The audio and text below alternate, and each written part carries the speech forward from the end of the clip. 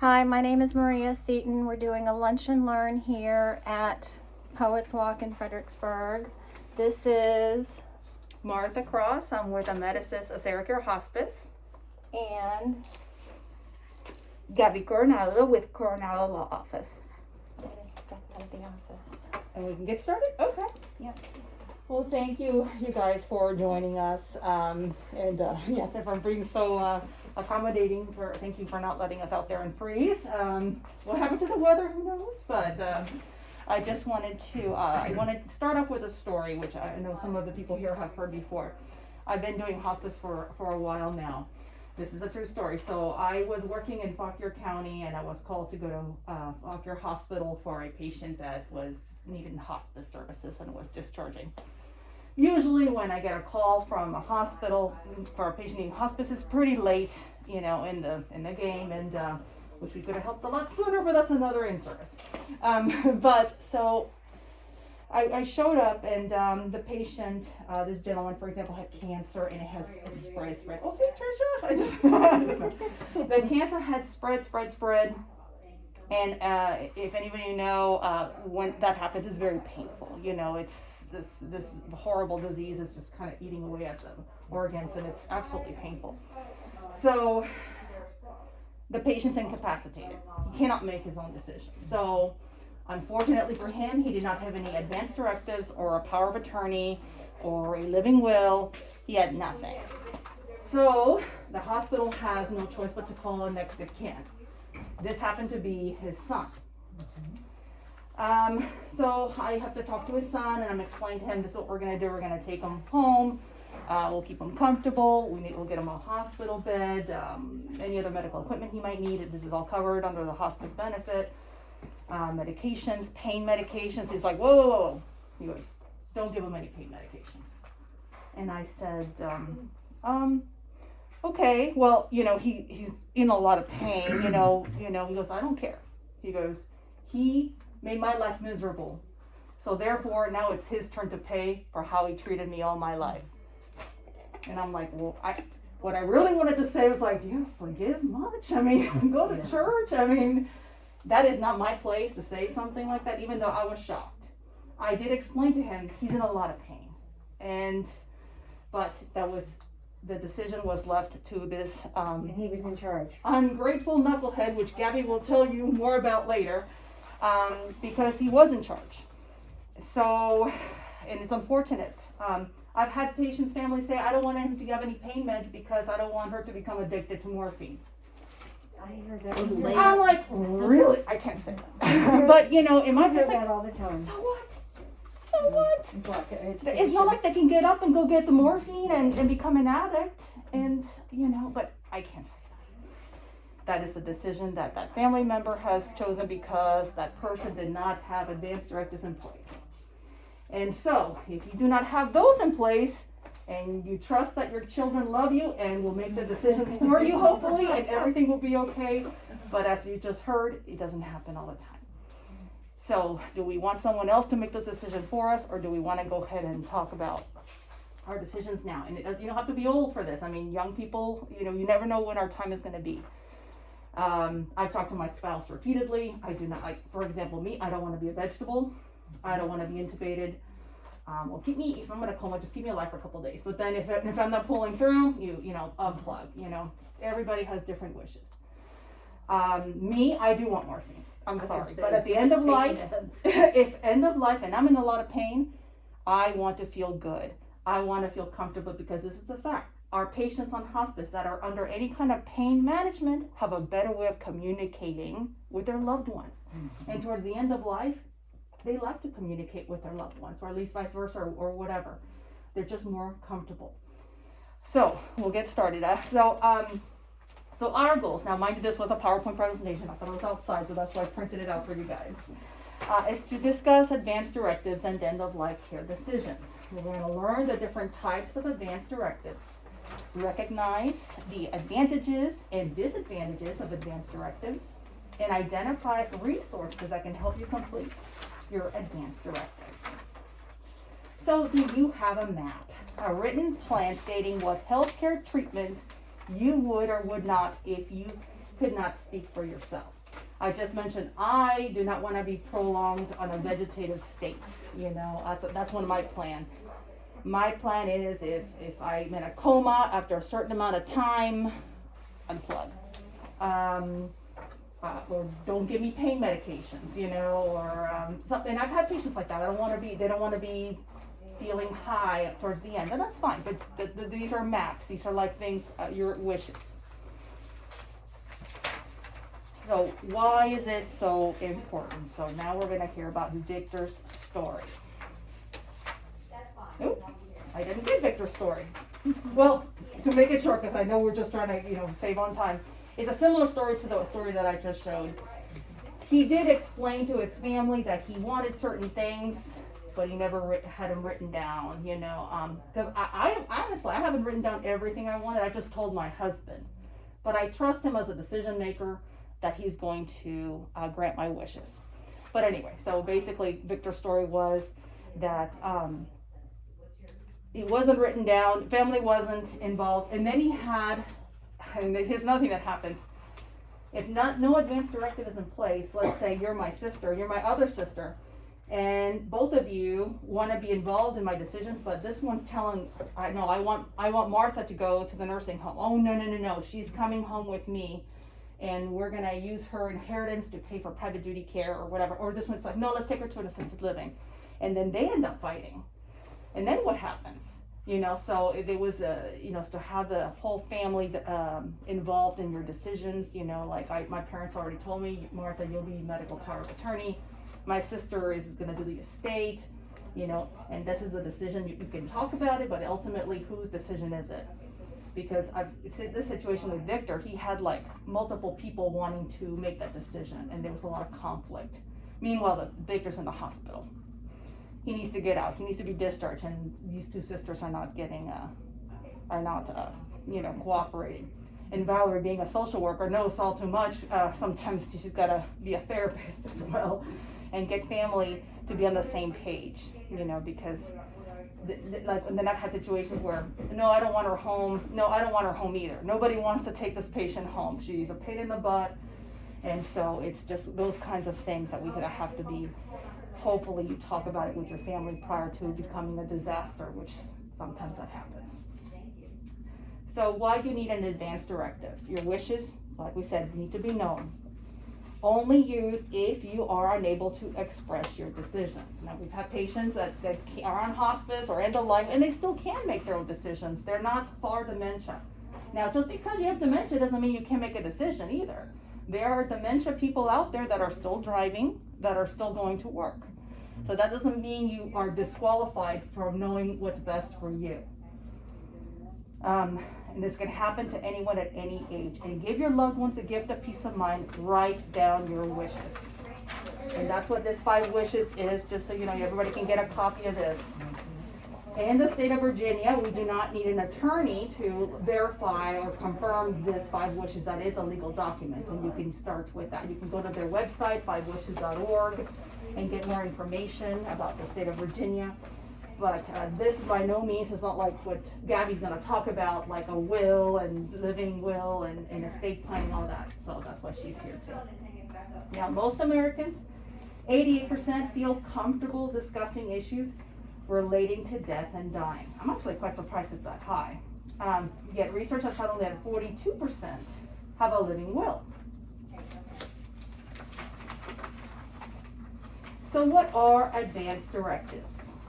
Advance directives are a written statement of your wishes, preferences, and choices regarding end-of-life health care decisions.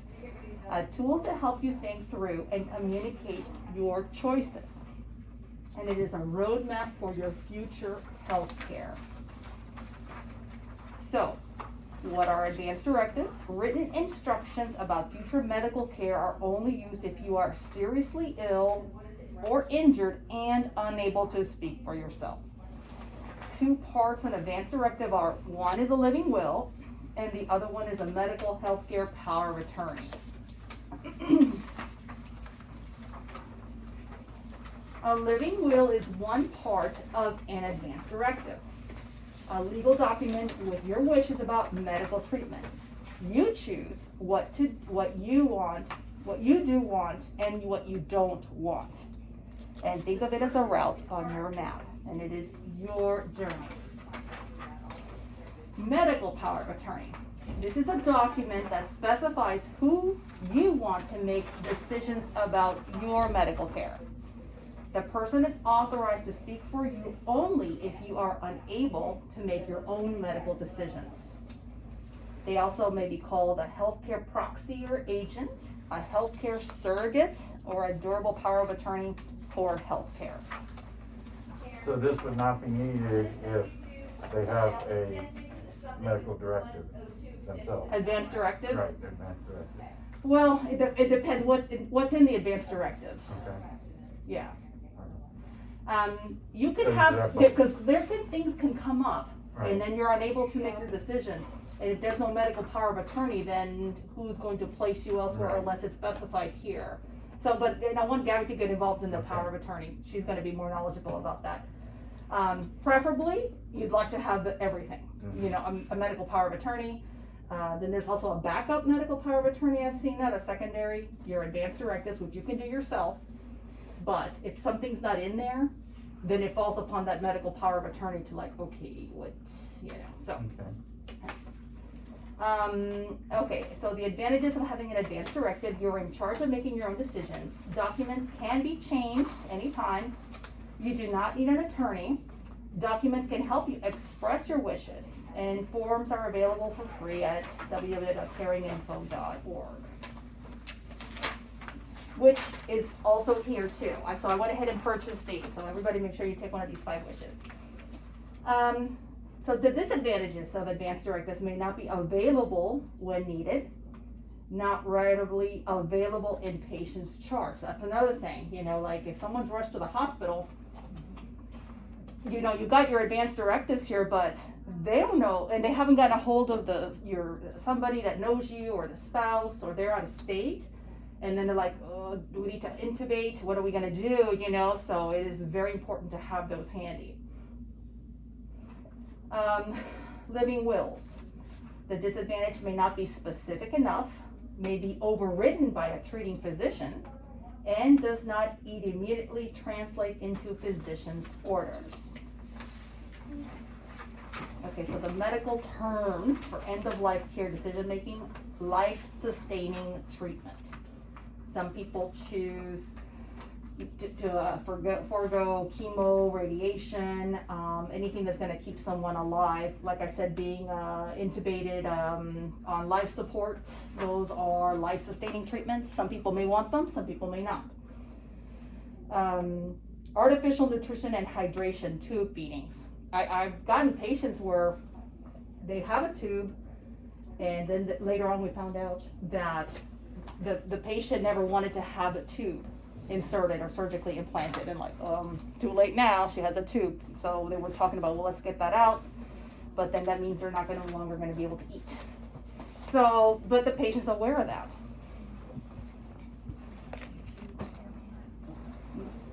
Cardiopulmonary resuscitation, CPR. Do you know what a DNR is? I know you do, but they do. Do not resuscitate. You know, most of the time what I see in elderly patients, they do have one in place. Younger patients do want to be resuscitated. You know, the danger is what happens when someone is resuscitated. I don't know if you've ever seen that little, what do you call that, bumper thing from the paramedics. It's just giving us chest compressions and can, you know, break some ribs and the sternum, especially in elderly people. Most of them choose, I want a DNR in place. If I stop breathing, if my heart stops, let nature take its course. It's a tough decision, you know, that's everybody's choice, you know, but talk about it with your family and loved ones. That's the DNR I was just talking about. Palliative care and hospice. So palliative is just it's just a nurse practitioner that comes to a patient's home once a month, once every 2 months, just to do symptom management. I say, when I describe palliative versus hospice, palliative is like this piece of a pie with a nurse practitioner. Hospice is the entire pie, including the nurse practitioner too. But a lot of people are afraid of hospice. So they're like, I'll do palliative. Okay, not realizing they can get a lot more benefit from having the nurse, and my nurse is right out here. the aide, a social worker, just like Valerie, a volunteer, a non-denominational chaplain, Does 24-hour Medicare care. pay for palliative care? Medicare? I believe it Medicare does. Yeah, They yeah, do? yeah. We don't do Okay. palliative Right. care. I wondered if they did. You can't have palliative care and hospice at the same time. No, I Now, know. you I can't have always home tell health and palliative. some people, hospice, they're just so scared of it. Yes, And I tell so, them, you can be on hospice for a long time. yeah. I kind of, so I mention palliative sometimes, it's sort of a precursor to Yeah. hospice. Mhm. It's easier for them to You're digest. right. and Yeah, accept. yeah, Yeah. I know. Anyway, so that's part like I know I'm biased of course, but I know when I become the prognosis of 6 months or less, I definitely want hospice. So many people get it a week before they pass away. It Yeah. happens so often, we find out. If it's a patient coming out of the hospital, Yeah. the average length of stay is about 5 days, Yeah, they do which is not. horrible, but better than nothing. Yes. Where we can, but the problem is doctors are not talking to patients ahead of time. They're just waiting until it gets to that point. That really is the issue. They don't want to be the bad guy. I It's the get it. doctor, yeah, they Well, always want hospice care has changed over the years, just like nursing home care has changed over the years. Mhm. And nobody, the community is not changing their Their knowledge of image, that. yeah. they want to give them hope, so they Yeah. don't bring up hospice. Oh, doctors have told me, no, I'm in the business of curing people. This is Well, what, that's this is very what I'm caring doing. to provide good So, care at the end. I was like, I'm not in the business of killing people. We want people to live as long as possible, but with our help, they can live longer, and that's a fact. I've actually had patients on hospice that actually got better and came off of hospice. Go to home health. Yeah, Yeah, we've we had call them people- graduates. yep, yep, exactly. Isn't that great? Yeah. Yeah, it's just nice support. From Miss Gillespie. But not knocking palliative care. If they had, at least they're getting something, If they're at home and they're obviously terminal, at least palliative care is involved. So other directives, pulse, MOLS, and 5 wishes, which I'm giving you 5 wishes. I think that is the most easiest forms you can get. You can do it online, but you have it there in paper. And that you can go through with your loved one and talk about it, fill it out. I don't believe you need to get it notarized, if I remember correctly, and then you can give it to your attorney if you want, but keep copies of it, give it to your children, especially your medical power of attorney, discuss it with them. These are your wishes. Give it to your primary care as well. The more the better, because like that instance when I had that hospital, that guy, Victor, rushed to the hospital, where are the advanced directives, who's got it? And then everybody's out of state and different time zones, and it was a big mess. So free resources from caringinfo.com, the state-specific advanced directive forms, like I just said with Virginia, that is a legal document. You don't need an attorney's signature or approval for that one. Information on planning ahead and talking with loved ones and care providers. Yeah, feel free to talk to your doctor about your advanced directives, your specialist, your family. And if you guys want, because this was supposed to be electronic, I can send you this, take my card and email me and I can send you these links. Additional resources and information in case you need more than what I'm talking about. But anyway, that's it for me. I think that was the last page. Yep. And unless you have any questions. So, power of attorney or anything like that, do you have to register it with the county or anything like that? I'm gonna let Gabby, Oh, yeah, because she is an attorney. Okay. Yeah, the power of attorney. Hey, Gabby. Yes. Okay. So from What was the question again? Yeah, she's an excellent question. So, like power of attorney, do you have to? I know sometimes you got to register things with the county. I don't know if or your will or anything like that. No, you don't have to. No. Oh, I heard you had to. But why don't you go ahead Okay. and start?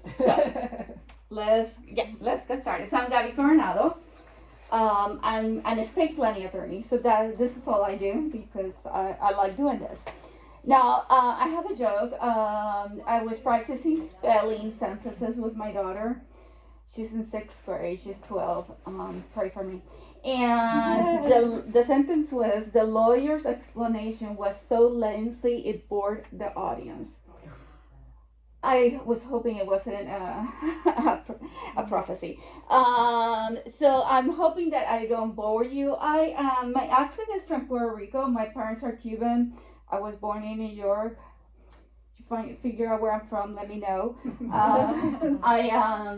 Just a little bit about myself. I went to American University graduated in 94, went back to Puerto Rico because my mother was sick with cancer. And then I stayed and studied law. I graduated in 98 and I've been licensed since 99 in Puerto Rico, and then since 2016 in Virginia. I'm gonna cover 5 myths of estate planning. One of them is I'm not old enough to worry about estate planning yet. Well, my mother was 51 when she passed. And before she had 6 months to live after her diagnosis was cancer. Before that, she was very active.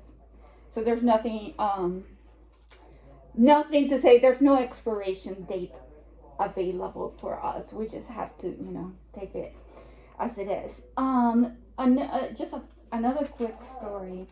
I'm married and I have one daughter, the 12-year-old, and I also have 3 stepchildren that are adult. And sometimes I use that word loosely. Well, my stepson, a year and a half ago, was in a motorcycle accident. He was racing at a racetrack, and long story short, he ended up he's in nursing home. Okay, he was in a coma for many months. Now, what happens when you do this kind of work is your stepchildren don't have this kind of documents. So, yeah, he was young. He was in his late 20s, and he had no money. Why worry about this? Well, now he's incapacitated, so he gets Social Security benefits. Who's gonna manage that? Okay. Who's gonna make medical decisions for him? Thankfully, mom and dad finally agreed on something. They were divorced for a reason, right? He's my stepkid. So thankfully they agreed on those decisions, because this story could be a lot longer. Because he had no assets and he was completely out of it. It wasn't like he was going to argue. They were able to go to court and name my husband in charge of the money and both of them in charge of the medical decisions. They agreed. It still took 3 months and $2,800. And that's cheap because it wasn't per hour, because nobody was contesting it. He didn't have to pay the guardian ad litem, and I'll explain what that is. And he didn't have his own attorney because he wasn't in the right mind to be able to do anything about this. Guardian ad litem is an independent attorney that represents the incapacitated person or a minor child. If you have gone through a divorce with minor kids, you might have needed one of those. If you have money, you have to pay the fees. Since he didn't have money, the incapacitated person, he didn't have to pay the fees. So it was cheap, okay? And I say that because sometimes the concern is, how much is this gonna cost? I'm like, how much is gonna cost if you don't do it and need it, okay? So I'm not old enough to worry about estate planning yet. Again, if you have a crystal ball that's working, that's great. If not, you just don't know, and it's a matter of having to update it as things change. But a lot of us do have assets, okay? I'm richer dead than alive because I have a lot of life insurance, but I have a 12-year-old. So even if she was a master at money management, which she isn't, she still couldn't manage that money by herself. She needs a co-owner, okay? So I need to, even though I can't count with that money for me because it's for when I'm dead, I have to plan for it, okay? So I have life insurance, right? A lot of us might have a real estate, a house, that even if it's mortgaged, it should have some equity. We have to plan for that. We might have a business. We might have retirement accounts. IRA, 401k. We have to plan for that as well. And investments, okay? If I have a will, when I die, things will work out just fine. Maybe. So the process, when I talk with a mask, I get out of breath. So, and I have allergies. I've had that shot, so it's allergies and I'm talking. So wills. wills, so the purpose of a will is to say that I want these people to receive these things, right? Then you take that will to court for the court to order those things to happen. You still have to go to court. If you die without any documents, you go to court and the court opens the book, the law, and says, well, were you married? Did you have children? Let's see who's inheriting. So in order to bypass the order in the law, you create a will and say, I don't like that child. I like these two better. I'm giving everything to them, okay? But you still have to go to probate. Concerns with probate, purpose of it. First, it resolves this dispute. So this child obviously is complaining because you took them out. So we'll figure that dispute out. We're gonna pay the creditors, make an inventory and appraisal of the assets, and change title of the assets and distribute those assets. Now remember, I have a minor. So we're gonna get to that in a minute. Why might you want to avoid that process altogether? First, everything in court, almost everything, is open to the public. So, I mean, meaning you can go to where we Fredericksburg Court and see about your neighbor's divorce, what happened there. Take a look at your dead neighbor's probate, what happened there. It's open to the public. Okay, except for when the court shut down, that was the only moment. So it's open to the public, and you might want more privacy than that, either for you or for your beneficiaries. Again, it can be expensive. That same process that we went through my stepson, we could have saved a couple $1,000 had he had not a will, a power of attorney, and a healthcare directive. So it can be more expensive in the long run. Maybe in the beginning it's not, but in the long run it can be more expensive. It's time consuming, and it can be, you might have multiple probates. So let's say that one of you has a house in North Carolina. Guess what? Virginia doesn't have jurisdiction over that house in North Carolina. You're a resident of Virginia, so we do approve it here, and then we go with that will to North Carolina, and we do a probate for that property.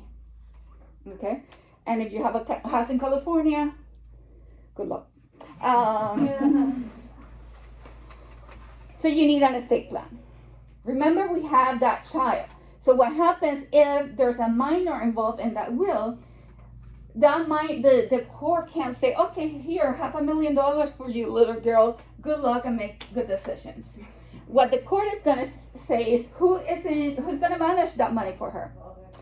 And I love my husband. We're still married, and he's the father of that child. So for this sake, I'm gonna use a divorced woman who hates her ex, obviously because they were divorced. And I met that unicorn couple in which they got along and everything was great, but that's it. It's just one person I met that worked out. And she doesn't want the father of the children to manage her assets. Well, she has a will, and the children are the beneficiaries. And father's going to name me as the guardian of the assets. Obviously, he's the father. He's going to be the guardian of the children for their physical, right? I'm not talking about that. I'm talking about the court now has to name somebody to be in charge. Who's going to be in charge of the assets for those children? Well, they're still children. And then that person, so the court is in charge of naming that person because you didn't do something about it. And that person is now attached to the court system until the child is 18 or 21, depending if you make decisions in the will as to extend it to 21. And at that age, here you go. Good luck, do great things. And, sometimes it works out, sometimes it doesn't. And that's it. You lost your chance to plan. So that's sometimes a problem with that system. Okay? Myth number 3. My estate isn't big enough to worry about probate and estate taxes. So I'm gonna deal with estate taxes first because that's the easy one. That's probably true. I say that because estate taxes mean death taxes. I'm not talking about the state of Virginia, but stay with an E. It's death taxes. Taxes because you had $10,000 and at your death you gave it to me, thank you. And now I have $10,000. You already paid income tax on that. So we're not talking about income tax. We're just, you die and now I have it. So now I'm gonna get taxed. So the good news is the current law, so if you die before 2026, you can pass over $11 million without having to pay death taxes. So that's true, that myth is correct. If you die after 2026, then we go back to the previous law, which is still there because this is just a temporary law. And you still can pass $5 to $6 million because it increases every year with inflation. And that's per person, so it's double if you're married, right? So that doesn't affect a lot of people. The only thing I'm gonna say, Congress likes to mess with the laws, right? And I'm not gonna this is not a political speech, but every 2 years we have a new Congress. So just because those are the current laws, is not a guarantee of anything, okay? You always have to keep in the background, do I have to worry about this in the future? Probate, I would say that probate cost, a good rule of thumb is going to cost you 5% of the estate. It could be less, it could be more, depending on how complicated it is. If there's litigation and people are fighting, it goes up, right? If people are not fighting, then it's simple. So if someone dies, you have probate no matter what? Not necessarily. How do you avoid probate? Yeah. So, you avoid probate. There are different things, and I'm not saying that's the way to go necessarily, okay? But you avoid probate if you have a beneficiary form. So you have an IRA or a 401k, and you name your spouse as the beneficiary. It's going to your spouse. Doesn't matter what you say in the will. That form goes before any other planning. That might be good, that might be bad. However, if I'm naming my child as the beneficiary, the 12-year-old, I'm still gonna end up in court. Why? Because we cannot open an account just in her name. Right, but if they were an adult, Correct. then it's fine. Now there are some problems with forms, and I can't tell you this form will do it and this form won't. You name your 2 daughters as beneficiaries, and each daughter has kids. And your goal is that if one of the daughters dies before you, the kids get it. Some forms won't do that. Some form will just give everything to the remaining daughter. So that's why sometimes you have to, and every form is different because it's created by that company. And they decide how they're going to handle things, okay? So there's another way of avoiding probate altogether, which is a living trust, creating a trust. So I have a trust. My assets are in there, and I was going to get there anyway, so my assets are in there. I named the trust the beneficiary of my life insurance. I die, it goes the way I say in the trust. It goes to my husband. I'm the second to die, then it goes, I'm going to simplify this, to my daughter. But my daughter is a minor. Yes, but I have a trustee. And my trustee, when we're both dead, is my sister. So my sister, so the owner is going to be Gabby's trustee, Patty,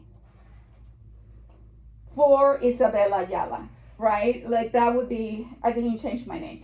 So that would be the, so Patty, my sister, doesn't have to go to court at all. And I'm not constrained by those ages that we talked about. Actually, because I lost my mother when I was 22, I know that and it's one thing if you're very responsible at 22 and you still have your parents living that you can ask them for advice. It's another thing when you're angry because you just lost your mother and fighting with your dad because Well, he's the one left living, so you have to fight with somebody. And you're not ready to receive that money, right? At 22, you might not be with a missing parent. You might not be ready because of that experience. I delay things. My sister can use that money to raise my daughter, and even to help her after she's an adult. But I'm not gonna give it all. I'm gonna give her a portion of 25, a portion of 30, a portion of 35, for example. But my sister can still use that money for her health, education, maintenance, and support. Okay, so that's a way of bypassing the court system altogether. Okay. So let me see if I Mhm. understand this. So I have a daughter, she's 21. Mhm. If I died tomorrow, I think she would probably blow all the money. Mhm. Okay. So I sold my house, so I don't have any of that anymore, but Mhm. I have cash and all that kind of stuff. Anyway, so my beneficiary I have, and my 401k, all of that right now, Mhm. because I did this a while ago, goes to my sister. Mhm. But in the will that I did, I say that I'm thinking my sister's going to take the money, and then she's going to divvy out to my daughter at certain age points, like a third when she's 25, Yeah. third one, in case she might get in a relationship and they take advantage of her. I don't know. Mhm. Is that the way to do it, or you're saying because No, I put I'm not the saying that at all. So because I put my sister's beneficiary, she could get it and not do what I say in the will. Correct. Okay. Correct. So I'm not saying that your sister's a bad person. I'm gonna kill your sister after you die. Your sister inherited. Right. She died without a will. Your daughter is not her daughter. It goes to her heirs. I see what you're saying. Okay, so it has nothing to do with that person being a bad person. Oh, I know my sister would do the right thing. Yes. And then she gets divorced. Mm-hmm. What happens next? I don't know where they live. I don't know the family laws, the inheritance laws in that state. When you leave it in my sister could die Mm-hmm. in the trust, right, after I die. Doesn't matter. I have somebody else next in line to be trustee. Mm-hmm. It's never my sister. The money is my daughter's. Mm-hmm. The trustee is the manager. Mm-hmm. But in my trust, I say, well, if my daughter dies, then I say who it goes to. But it doesn't matter if my sister dies, it was never hers. I just need a new manager, and I already said Sally Sue will be the manager after that. You follow me? A little bit? I guess the beneficiary part is what I'm struggling with. So I should change it all to my daughter, but then she can do it. Not necessarily. You might want to do it. So I'm going to get back to that because I'm going to show you why. So you could change it all to your daughter. Mm-hmm. Right now, the will is useless because you're saying everything goes to your sister. Right. Okay? So that will would cash whatever else doesn't have beneficiary. Okay, if your sister died before you, then that will become useful. If she dies after you, she inherited. Okay. So so that's a concern. I'm gonna get to that in a second. Let me see. Okay, actually, we're there. Anyway, so the problem is not gonna use her daughter as an example. What if you have somebody like my stepson who is unable to manage the money at all? He has government benefits. If I give him money, he's gonna lose his government benefits. That's how government benefits work. Okay, but I want to give him money because the government benefits are not enough. So I have to give him, okay, so that's one example. What if they're adults, but they're just not responsible enough yet? I'm not saying they're bad people or doing bad things. I'm just saying they're not here yet. Or what if they have a drug problem? Because that does happen, right? We want to give them money, but but not in their hands. I gave you the example of my daughter because she's a minor. It's obvious you can't give her money. So now you don't have to do the same things. Let's assume that it is for my stepson who is a special needs beneficiary. What is going to happen in his bucket? Okay, so when we die, he has a portion, and we're creating a special needs trust. Okay, and a special needs trust allows that person to receive money, but it doesn't count against them in government benefits. Okay, it requires somebody else to manage that money, and it gets more interesting. But it's a way of taking care of those, even for a loved one, for a spouse. We might want to do that if that spouse, we know, because they're already starting the dementia process. If we don't live long enough, they might need a nursing home, and that's going to cost a lot of money. And we want to save some money for the things that the nursing home doesn't cover. So it's another way of taking care of those people without disqualifying them from those government benefits. What could we do for a person who has a lot of debt?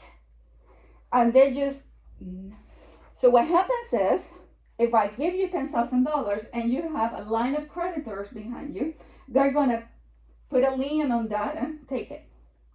So I do similarly to a special needs trust. It's just another type. So this is all within my trust. Okay, I have my money, I'm using it, I have the house inside the trust. While I have it, I'm using it because it's my money. I'm using it any way I want. When I die, the life insurance pays into the trust. Now I'm the last one to die. And then there's sub-trusts coming out like in a tree out of that. And that's when those sub-trusts are fed when we both die, because it's a married couple trust. Okay, so for my daughter, we decided to do that. For my oldest stepdaughter that is responsible, I can just give it right to her right away. And then create a special needs trust for my stepson. And for the second stepdaughter, I'm gonna give her a lot of money on medical debt. Okay, she has a lot of debt, medical debt. We wanna protect that money from those creditors. We do a trust with a lid, in which she cannot require the trustee to give her money. The trustee just gives it to her when the trustee thinks it's good. Because she cannot require it, the creditors step in her shoes, neither can the creditors. So the creditors can say $200,000 from there, good luck. And there goes, that was it. That was all her whole inheritance. You follow me? So it's a way of protecting somebody who maybe has a lot of student loan debt. Maybe they're a great, I like to use an OBGYN, for example, because they get sued because the kid was ugly when they were born. No good reasons.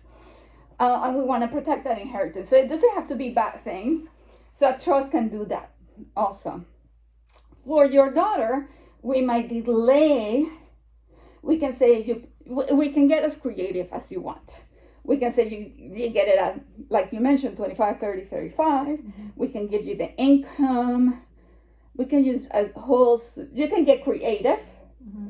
If there is not a typical concern like a special needs, right? Okay, so I want to move from trust to, so the trust and the trustee manages the things inside the trust. Okay, so that's one document that you might or might not need. Not everybody needs it. A will works with that. So now what are the things, but those things are going to cover you when you're dead to distribute your assets. And while you're alive, a trust can protect you from yourself. So husband and wife have a trust. Wife loses it because husband drove her crazy.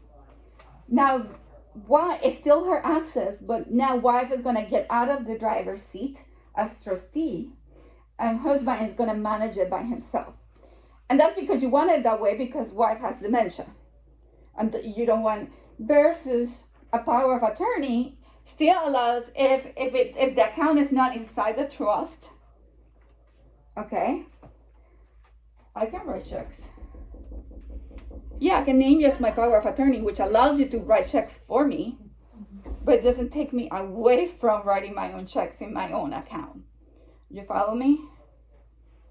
So what is a power of attorney? We talked about Medical power of attorney. yeah, we talked about medical power of attorney. There's a regular power of attorney, which is for money and legal rights. Remember, my stepson didn't have any money. He had legal rights. So while we got that court order saying my husband was in charge, the hospital applied for Social Security and applied for Medicaid because the hospital wanted to get paid. So my point there is, had my husband and his mother not appear to the scene, somebody's gonna show up to that court knocking saying we need to name a guardian for this person. Okay, and the court decides who that is. It does not have to be a loved one. It does not have to be a person you like. Because you might be in a coma, so it doesn't matter. You can't testify. Okay? What avoids that? Having an estate plan. A power of attorney now allows, had he had a power of attorney, we avoid the court.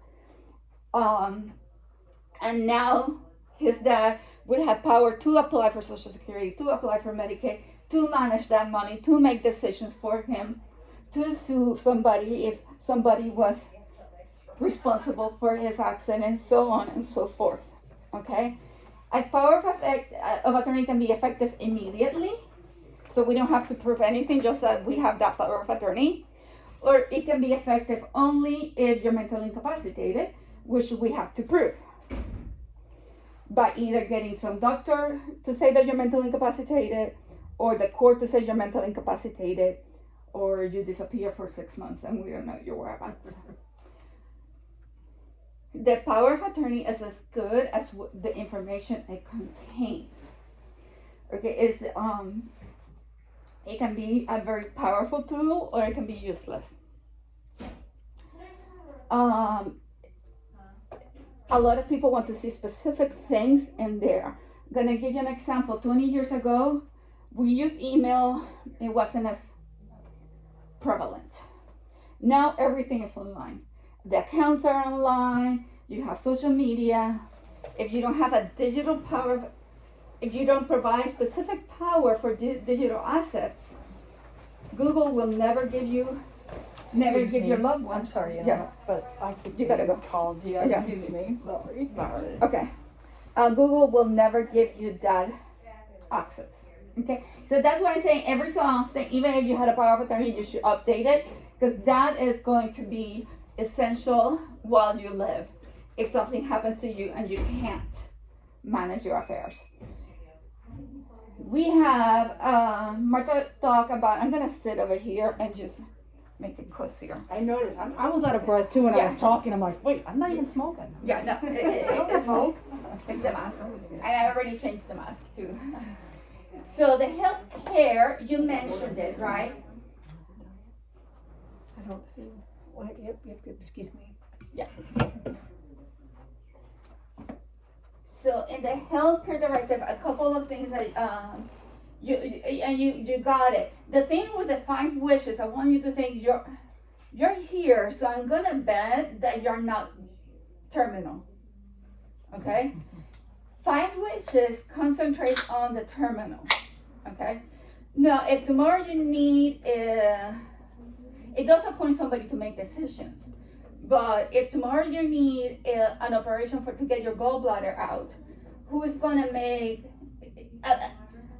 You might want a medical power of attorney with a living will. Then you can incorporate the 5 wishes into that document.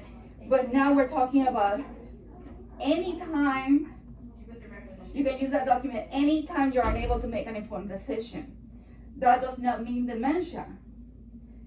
If you're high on morphine because you're in a lot of pain and you broke the leg in 3 places, you might be unable to make informed decisions at that point.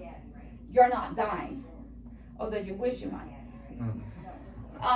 If you're unconscious because you are under anesthesia and there has to be a decision made, that healthcare directive, that agent in that healthcare directive is able to make those decisions because you gave them that power. So the healthcare directive in Virginia. Now, some states have different documents. One for what happens when you're dying. We call it a living will. You know, so I don't want to focus on the names. What Virginia has, and it's in the law. You can just download it from the Virginia laws. They have a sample. What Virginia has is one document in which we cover what happens at any time that you are unable to make an informed decision, but it also includes what if you're dying? Let's be more specific. And do you want organ donation? And it has that all in one document. There's a separate document that we haven't mentioned, but also regarding to health, and that's a HIPAA authorization, a HIPAA release authorization. So if Martha was my sister, she might not be making my healthcare decisions because I want my husband to make them, but I want Martha to be able to talk to the doctors because she's in the field she's in, and you know she knows the doctors and whatever. It has nothing to do with making decisions, and everything to do with who needs to have access to your medical information. A power of attorney might need access to that medical information. Okay, an attorney to declare you mentally incompetent might need, and certainly some of your loved ones. I couldn't hear what you. How do you say it? I'm sorry. These things are. I know, mine does that too. Like, what did you say? I'm like, shut up. Not Does talking it do that to to you. you? Just starts talking. So that HIPAA release is very important to have as a backup. I have a friend who is a pharmacist. She'll never make medical decisions for me because I have other people in line. But she can translate medical terms into English and talk to the doctors and explain it to me. I'm still good here, but I could name her in that HIPAA release, okay? But I've seen those forms at primary cares, that they So actually the have. problem with that is, Okay. it belongs to them. Oh. It doesn't belong to you, okay? If you go to the hospital, they don't have that HIPAA release. If you own that, now I'm gonna explain how to get access to that. But if you own that, your loved one can come, look, you need to talk to me. No matter what you fill out or couldn't fill out before you ended up in that accident, okay? So one of the things they mention is, this is as good as it's accessible. Something I do for my client, but you don't need to meet my client in order to take advantage of this service. It's called DocuBank. Docu like in document, bank.com. And they'll give you a personalized card, okay? In which I'm gonna show you a copy of that card. Okay, so this is the size of a credit card, but this is a picture of the sample they sent me. They're going to put your name, give you a member number and PIN, emergency contact, and it has a space for allergies and medical conditions. You send them your HIPAA release, your healthcare directive, and anybody with your member number and PIN can take a look at those. Okay, so you don't have to find those documents at the last minute, okay? One thing I recommend my clients is take a picture of that and send it to your loved ones. Because if your husband is having a heart attack, you're not waiting around to get his wallet. You're calling 911 and getting that ambulance, but you have your phone with you, right? And then you show them this, and it works. I've used it, thankfully it wasn't that crazy, but I've used it with my husband. He had his wallet, he was in the hospital. I said, go to this website. This is his member number, this is his PIN. There was his healthcare directive, there was his HIPAA, okay? And that's one easy, convenient, there are other people that do this type of thing. This is the one I use for my clients. Is it free? Probably not. No, it is. My clients get a discount, so I pay for the first year and they get a discount, so in the future, so for them it would be $25, but let's say it's double that, For life? no, per year. Oh, per year. Let's say it's double that, it's still, which is not, but let's just say, $50 per year per person. Yeah. It is, and they have different versions of this. They have one for people with cognitive problems. They have another one for minors. Another one for college students. Same thing, just a different.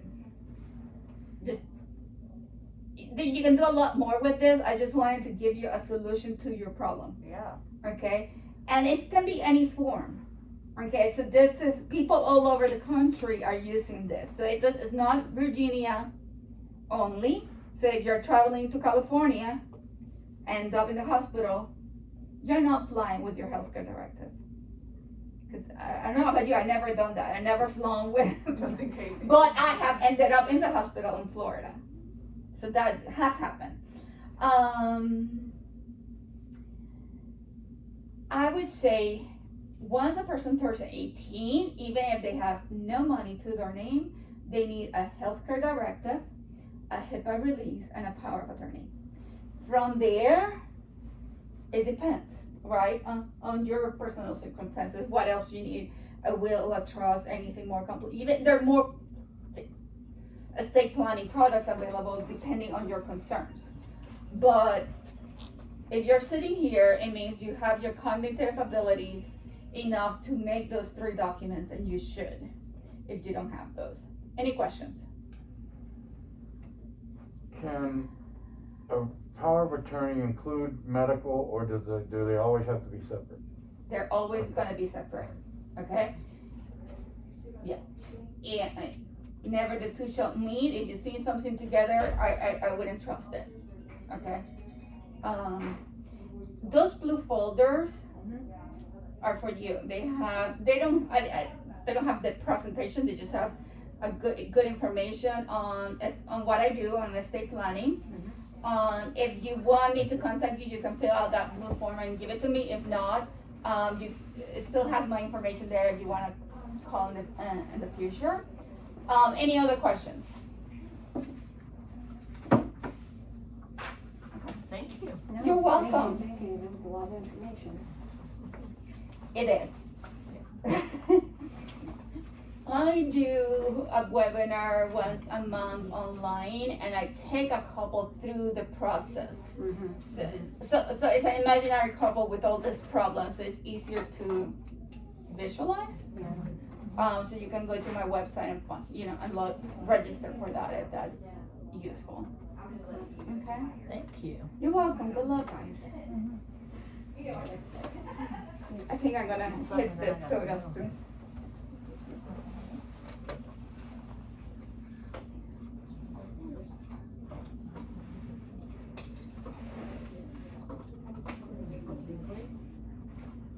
Lots of cheese.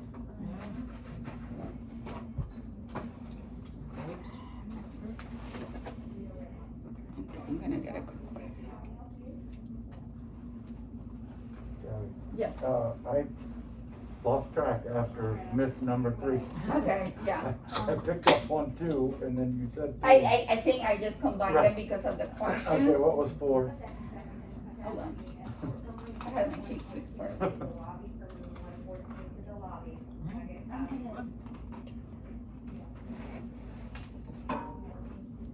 Thank you.